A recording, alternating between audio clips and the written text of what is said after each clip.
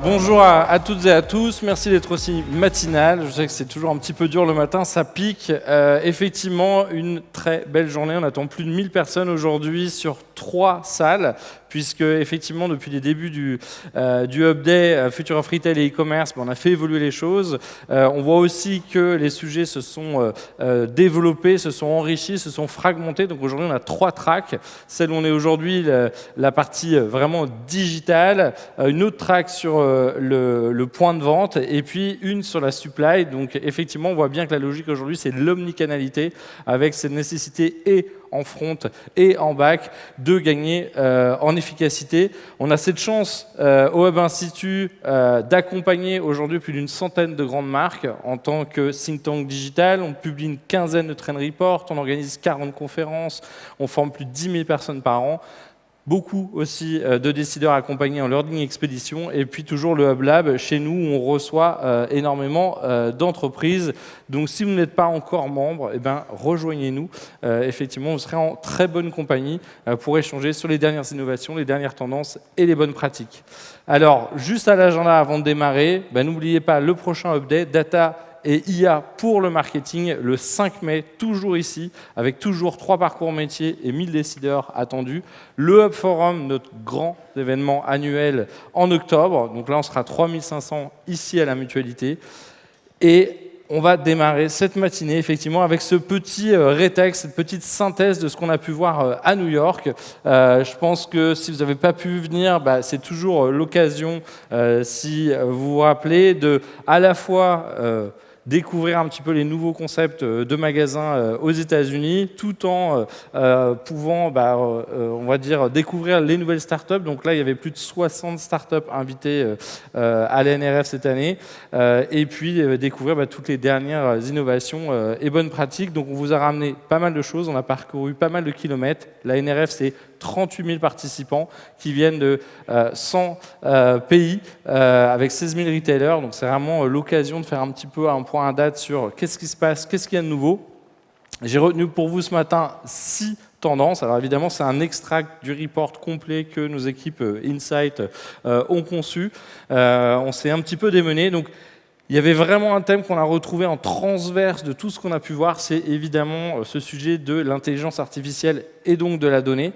On sait que l'intelligence artificielle, ce n'est pas une techno, c'est un ensemble de différentes technologies qui va du machine learning, l'algorithme qui va progresser, la computer vision, tout ce qui est reconnaissance photo et visuelle, et entre autres les caméras dans le point de vente, le NLP, la reconnaissance du langage, que ce soit le texte ou la voix. Donc quand vous avez un Amazon Echo ou un Google Alexa, ou un Alexa, eh bien, effectivement, c'est la même logique. La robotique, qu'on l'ait dans le point de vente ou en back-office, et l'automatisation des process.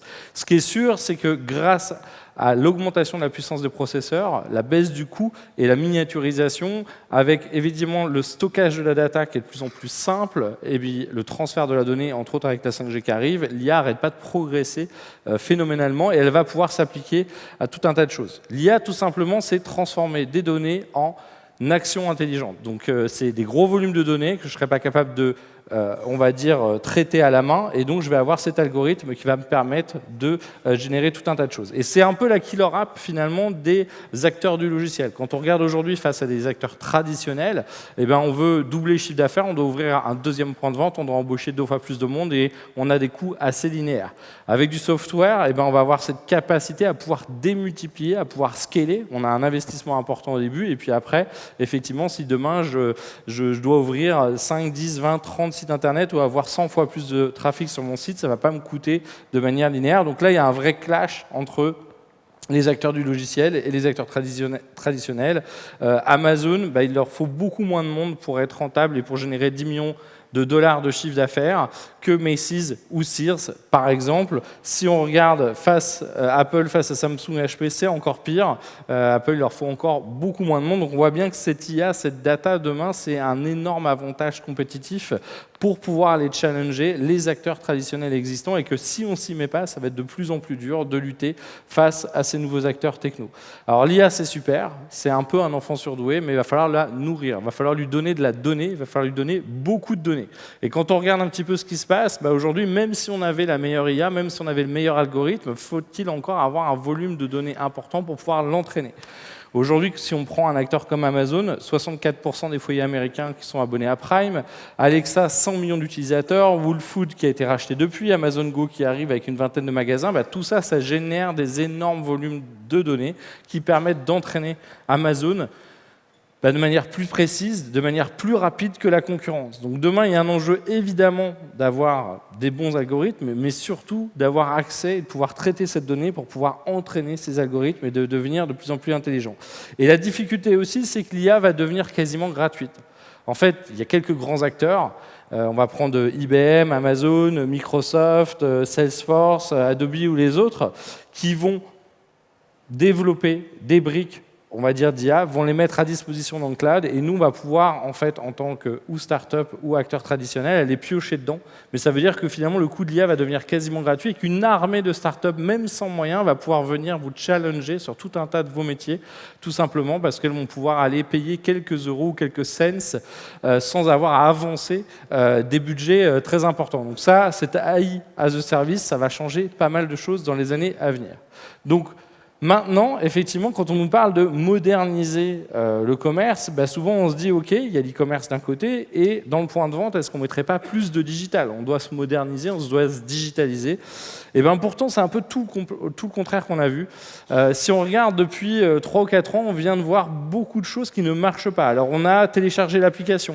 Pas de bol, il n'y a pas de connexion dans le magasin. Il n'y a pas de Wi-Fi, il n'y a pas de 3G, il n'y a pas de 4G, donc c'est super, hein, très efficace. Bon, on a vu tous les écrans. Alors, combien de fois on est tombé sur un écran qui ne fonctionne pas, qui a bugué, qui a rebooté, et là, on n'a rien prévu au cas où ça tombe en panne pour pouvoir le masquer, par exemple. Bon, on a les écrans aussi qui ont été vandalisés, qui ont été cassés, donc ça ne donne pas une super bonne image de la marque. On a évidemment les robots un peu idiots. Alors au début, c'est rigolo. Très rapidement, on se rend compte qu'ils ne servent pas à grand-chose quand ils ne tombent pas en panne ou quand il n'arrive pas à comprendre ce que vous lui demandez.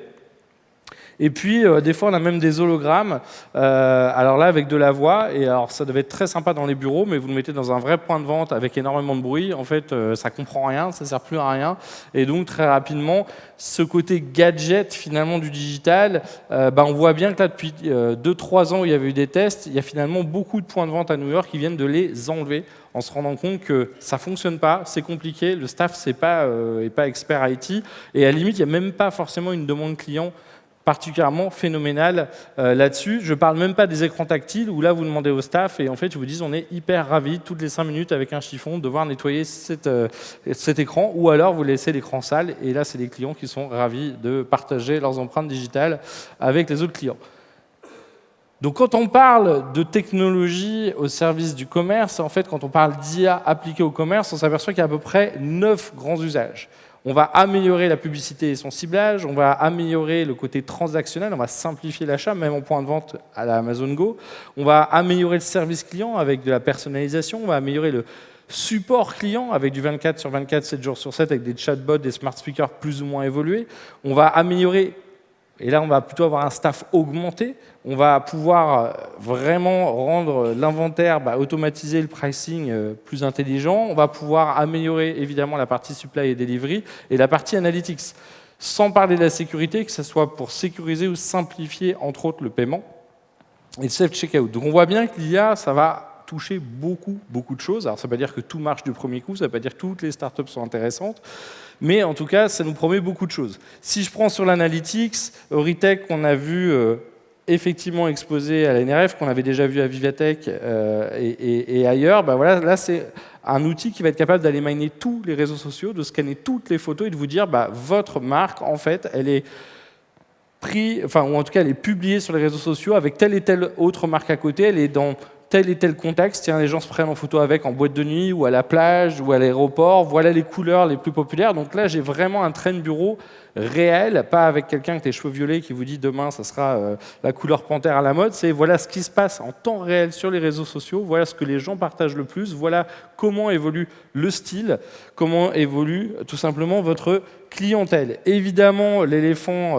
on va dire, cette année, c'était Amazon Go. Alors, c'est pas nouveau, ça fait déjà quelques temps qu'ils existent. Il y a 4 magasins à Manhattan, il y en a 20 aux États-Unis, mais la vraie pression, c'est pas Amazon Go cette année, c'est Aujourd'hui, c'est plus d'1 million d'euros par point de vente. C'est beaucoup trop cher pour le retail. Sauf qu'à un moment, ça va baisser.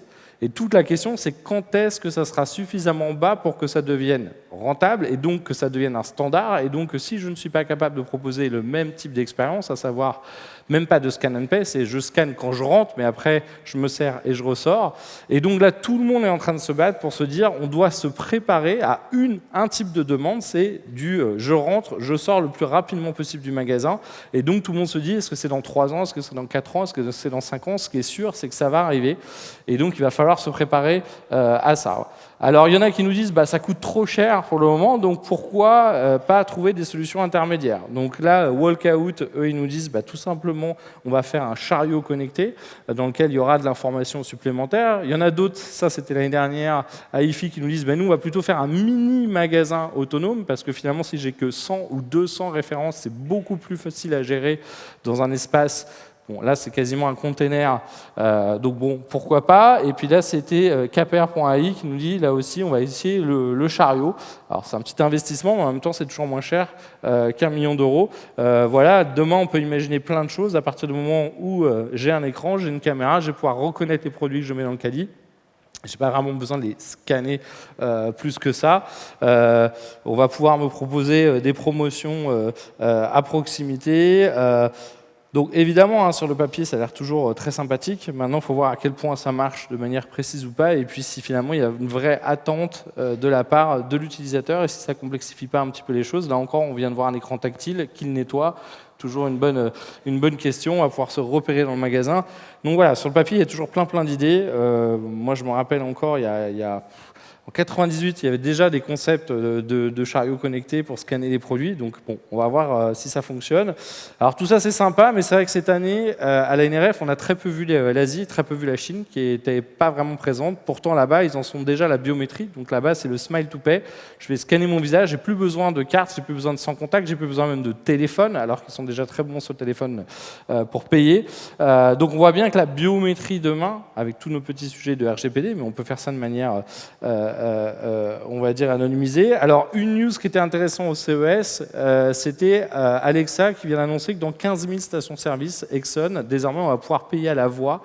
Donc, avec son véhicule, le véhicule va reconnaître qu'on a une pompe, va être capable de voir le montant, et une fois qu'on est servi, on va pouvoir tout simplement payer à la voix. Donc là encore, réduire la friction, simplifier, et puis encore une data de plus pour Amazon qui va pouvoir savoir quand est-ce qu'on passe à la caisse. Starbucks, c'est intéressant. À Penn Station, là, ils ont fait un système où en fait, quand vous commandez dans le métro ou dans le train, ils vont être capables de calculer exactement à quel moment vous allez arriver en point de vente. Et donc là, on est vraiment dans cette idée de je veux passer le moins de temps possible dans le point de vente, je sais déjà ce que je veux et donc je vais être servi le plus rapidement possible. Donc là, c'est vraiment, vous arrivez, hop, vous prenez votre tasse, c'est déjà payé et vous partez.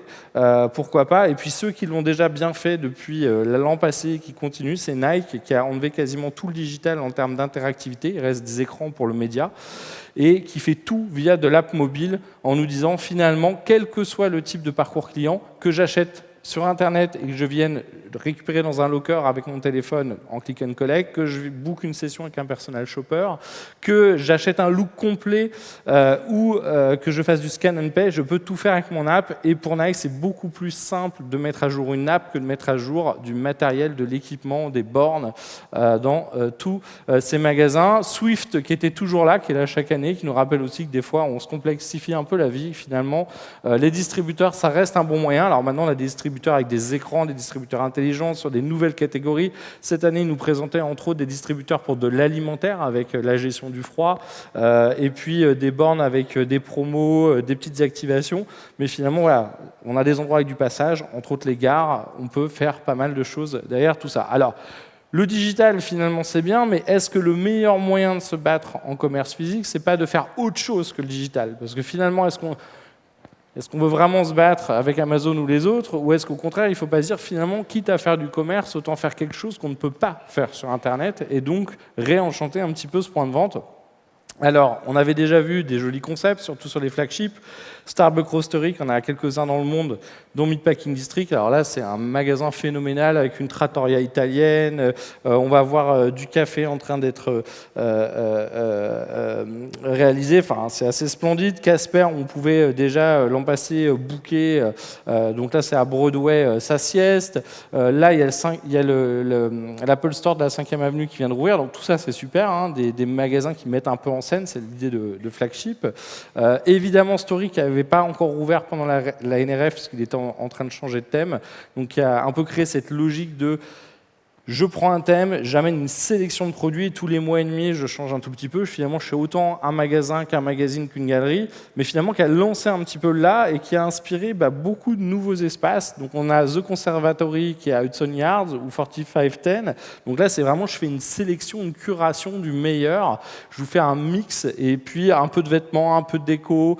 Beta qui est présent dans tout un tas de magasins aux États-Unis qui vous ramène un petit peu le meilleur, par exemple du crowdfunding. Donc là, chacun va avoir un petit espace, va pouvoir exposer, aura un vendeur, un écran pour expliquer son concept. Et pour des marques purement digitales e-commerce, elles vont pouvoir booker un petit espace pour se faire connaître. Cette année, on a été assez bluffé par l'atelier Chanel qui a ouvert à Soho, donc c'est assez discret pour rentrer. Vous montez en haut et vous allez avoir un espace complet très sympa. Alors vous pouvez y aller tout seul, vous pouvez booker avec un groupe d'amis et vous allez vraiment pouvoir, via entre autres un site mobile, passer d'une station à l'autre, découvrir, on va dire, les différents produits ou pourquoi pas tout simplement prendre des cours de maquillage. Il y a des doseurs spéciales pour, par exemple, le rouge à lèvres, pour éviter d'ouvrir un produit complet, avec un accueil très sympathique, très cosy, avec des grands coussins. Donc là, c'est vraiment créer une petite bulle pour la marque de manière assez qualitative et pas forcément aller vendre chez les autres. Donc là, voilà, on voit l'accueil, on a l'impression d'être presque dans un lobby d'hôtel avec des jolis casiers pour pouvoir déposer vos affaires. Camp, qui nous a toujours bluffé, il y en avait déjà un à Soho l'année dernière et vous rentriez par une armoire, un peu comme dans le monde de Narnia. Eux, c'est un peu éveil et jeu puissance 10, puisqu'on va autant acheter des produits pour ses enfants que carrément passer 2, 3, 4, 5 heures, comme dans un centre aéré, avec des activités, un staff assez génial. Et donc là, on vend de l'expérience, typiquement quelque chose qu'on ne peut pas faire. On a vu le challenge de Toys R Us, hein, finalement, il y a beaucoup plus de références en ligne. On a du mal à se battre là-dessus. Par contre, on peut vendre autre chose. Et au lieu de vendre un stock, au lieu de vendre de la transaction, on vend une expérience, un moment dont on va se souvenir. On vend l'émotion qu'on va partager en famille. C'est rempli, c'est plein. Il y a des enfants partout. C'est assez dingue. Glossier, qui était déjà là l'an passé. Donc, un magasin à LA, un magasin à New York. 100 millions de dollars de chiffre d'affaires entre les deux magasins et le e-commerce. 1 milliard de valorisation. 24 produits vendus seulement dans ce point de vente. Et pourtant, un énorme carton, tout simplement parce que le magasin est super instagrammable. Tout a été étudié, la déco, on a envie de se prendre en photo devant chaque détail du magasin, on a des make-up géants, on a une super bonne lumière, ça paraît tout bête, mais si on n'a pas un bon éclairage, et demandez aux blogueuses beauté, vous saurez que ça joue énormément, on n'a pas envie de se prendre en photo. Si tous les jours, tous les gens qui font la queue se prennent en photo et partagent des choses, vous allez voir que ça change énormément de choses. Schofield, là encore, un autre concept store, une sorte de super Colette, où vous allez avoir toute une sélection de marques digitales, donc de DNVB, qui vont pouvoir exposer dans des espaces où chaque espace va avoir une déco avec un artiste différente. Donc il y a même un toboggan pour passer du 3e au 1er étage. Ils disent, voilà, on est le most interesting store in the world, et donc chacun a vraiment une déco, une capsule, et puis au bout d'un certain temps, on va changer d'exposants. Donc c'est vraiment un magasin très expérientiel, presque trop, parce qu'à un moment, on ne sait plus où donner de la tête, et je suis plus sûr qu'on pense à acheter des choses. Donc là aussi, attention, des fois à ne pas se perdre en route. Donc là, c'est pour une brosse à dents connectée. En bas, c'est pour un lit, ou à gauche et à droite pour monsieur et madame, ou monsieur et monsieur, ou madame et madame, les températures ne sont pas les mêmes. Enfin voilà, on va s'amuser, ça va être fun, ça va être de la découverte, ça va être de l'expérience, on va pouvoir toucher, interagir. Il y a toujours un vendeur, il y a un écran aussi avec de l'information sur les produits. Vous voyez vraiment d'une capsule à l'autre, on passe d'un univers graphique à un autre de manière très différente. Et puis des fois, on se dit, finalement, quitte à faire de l'expérience, on enlève presque le produit. Ça, c'est Museum of Ice Cream à Broadway. Vous allez payer 38 $ pour pouvoir booker. Il y a une dizaine de salles et vous prendre en photo pour votre Instagram. Et si vraiment, vraiment vous insistez à la fin, vous pouvez acheter de l'ice cream. mais c'est presque devenu accessoire en se disant, voilà, demain on fera peut-être payer pour aller dans les points de vente parce qu'ils seront tellement géniaux qu'on oubliera presque d'acheter quelque chose. Donc là, on est un peu comme Disney. Tout le monde s'est mis à faire des cafés et des restaurants en se disant, on veut que les gens passent plus de temps, ça doit être un espace social, on doit pouvoir se retrouver dans ces points de vente-là. Et puis les Américains, ils adorent toujours prendre un petit truc à snacker. Et on retrouve aussi beaucoup cette idée de micro-expérience où, en fait, où qu'on aille, on va avoir des mini-spas, des mini-espaces pour pouvoir avoir un soin, pour pouvoir se faire coiffer, pour pouvoir faire son make-up. Donc là, on va dire, c'est du fast healing. On va essayer de prendre soin de soi, mais très rapidement, sur des sessions très courtes qu'on va pouvoir booker en ligne. Nordstrom qui nous a assez bluffé, alors même s'ils sont encore un peu en difficulté, en train de remonter la pente, ils ont vraiment réinventé. Chaque magasin a une sélection de produits différents, une déco différente. On va avoir beaucoup d'espaces expérientiels, là encore, avec des micro-expériences. Là, c'est l'exemple de l'espace femmes avec Nike qui a été fait dans le Nordstrom Woman à côté de Central Park. Et vous allez voir, voilà, la déco n'a rien à voir avec un Nike Store, la sélection des produits. Enfin, il y a une vraie dimension de direction artistique, de direction éditoriale et de faire des choses un petit peu uniques.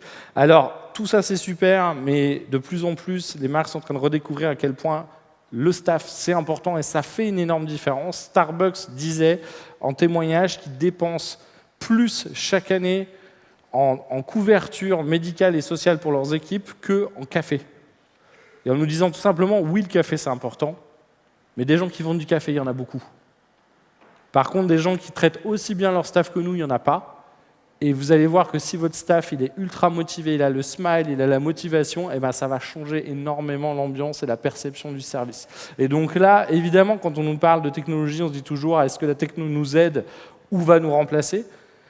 On était au CES, clairement, on a vu beaucoup d'innovations où on se dit bah, demain, hop, on remplace les chauffeurs de poids lourds, demain, on remplace même le chef ou à la maison, voilà, le robot qui fait la cuisine, demain, on nous remplace le bagagiste, le serveur ou le livreur, demain, on nous remplace même le pizzaiolo. Donc c'est vrai que des fois, on se dit un petit peu, bon, bah, on va tous mourir. Et en même temps, voilà, à la NRF, Simplifill qui annonce une levée d'11 millions de dollars, donc un outil pour vraiment coordonner son staff, pour vraiment mieux travailler, mieux partager l'information, faire circuler la communication. On a Zipline qui travaille entre autres avec Gap au niveau mondial, et eux nous disent qu'ils sont passés de 25 à 90% d'actions sur les infos qui venaient de la direction. Donc, parce qu'on a un meilleur outil qui est customisé, qui est adapté pour pouvoir le faire, ça fonctionne beaucoup mieux. Et évidemment, tout ça, ça serait génial si ça marchait tout seul. Il faut bien que derrière, on accélère, on optimise les choses. On voit bien qu'aujourd'hui, on s'habituait à des livraisons en une journée ou en une heure. Donc, il faut améliorer sa supply chain. Donc là, clairement, on a une attente et de la part des clients qui a fortement augmenté. On veut que ça soit plus rapide et plus simple pour pouvoir nous livrer. Et donc là, on est obligé de se rechallenger là-dessus si on veut pouvoir y arriver. Alors, ça paraît simple, mais ça veut dire potentiellement refaire tout son PIM, tout son DAM, tout son socle data, et puis effectivement, pourquoi pas automatiser l'inventaire. Donc là, on avait pas mal de solutions de drones dans le côté entrepôt à des robots pour scanner les rayonnages. Évidemment, des solutions pour automatiser les entrepôts, voire des micro-entrepôts plus proches des endroits de livraison. Donc demain, c'est par exemple avoir un mini-entrepôt au New Jersey et après avoir des petits camions qui vont pouvoir aller livrer plus proche. Et aussi des robots qui font le picking. Donc là, c'était une super démo de Right-Hand qui est capable de comprendre quel est le type de produit. Est-ce que c'est mou, est-ce que c'est dur, comment je dois le prendre, comment je dois le saisir, ce qui est très compliqué à faire. Demain, et ça on l'a plutôt vu au CES, c'est du magasin autonome qui va se balader un petit peu partout. Donc demain, j'ai ma mini-épicerie qui vient à telle ou telle heure. Alors c'est un petit peu le retour du camion à pizza dans les campagnes. Mais voilà, demain c'est automatisé. Je peux avoir un stock, je peux avoir pourquoi pas un vendeur dedans.